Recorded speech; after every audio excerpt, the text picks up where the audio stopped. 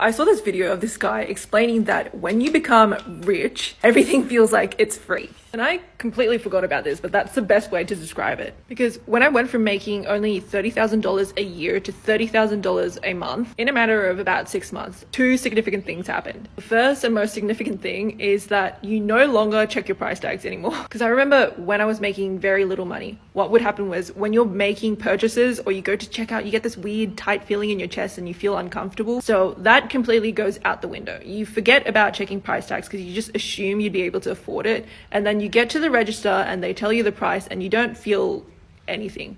Hence, it feels like it's free. Feeling boundless and that sense of ease is honestly got to be one of the best feelings that you can experience when you start making more money. The next biggest change that happens is that your equilibrium catches up to you real quick. So your lower class mentality that you have, it goes straight out the window. Making 5 figures a month, that was my new normal, and your mentality shifts with that. So then that becomes your new baseline from which you actually grow from. And then you realize that making money online especially is extremely simple, and there were really only like two things that were really stopping you. First is, of course, your mentality. I was stuck in poor people patterns because I was a poor person. And these were the habit loops that I saw people around me repeat, so I didn't really have any other examples. So that's all I knew. Which actually leads me to point two. I didn't have any clear, precise examples of the steps that I could take to successfully launch and build an online business. On top of that, there was a lot of free information out there, so I felt very overwhelmed and didn't know which one to focus on. Because at that time and the stage that I was at with the knowledge I had, I literally needed the A step to the B to the Z. So if you're actually curious on the steps that I took, I've got a workbook and checklist that will go through the exact steps I took